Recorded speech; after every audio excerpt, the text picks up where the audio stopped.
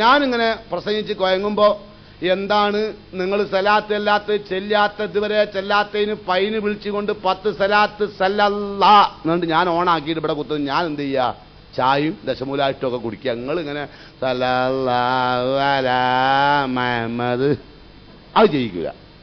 അപ്പൊ നബിയുടെ പേരിൽ ഇങ്ങനെ കേൾക്കുമ്പോൾ സല്ലല്ലാഹു അലൈഹി ഇതെന്താ ഇപ്പൊ നമ്മൾ സലാത്ത് എങ്ങനെയാ ചെല്ലല് അറിയോ? നബിന്റെ പേരിൽ സലാത്തിലുണ്ട് നിങ്ങൾ, നബിന്റെ പേരിൽ സലാത്തും സലാമും ചെല്ലല അറിയോ?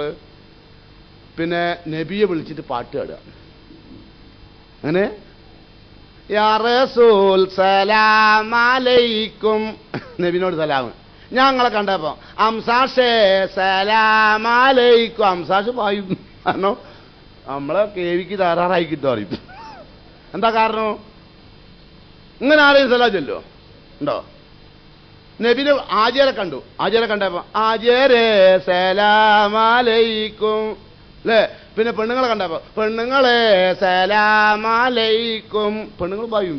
ഇങ്ങനെ നബിക്ക് സലാം ചെല്ലണ്ടാന്ന് നമ്മൾ പറഞ്ഞത്. മനസ്സിലായ വിഷയം? മനസ്സിലായ? ഇങ്ങനെ പാട്ട് കാട്ടണം നബിനോട്. നമ്മളിപ്പോ നാട്ടിലുള്ള ഒരാളോട് ഇങ്ങനെ സലാം ചെല്ലാൻ കണ്ടാവും, നിങ്ങൾ എന്ത് പറയും? അയാളെന്ത് മനുഷ്യൻ, അയാൾ സലാം ചെല്ലണമൊക്കെ പാട്ട് അടിക്കുക അല്ലേ, പറയില്ലേ? പക്ഷെ നമ്മളിപ്പോ മൗലൂദ് ചെല്ലുമ്പോഴോ അത് മൗലൂദല്ലേ, മൗലൂദ് എന്താ പാട്ട് തന്നെ.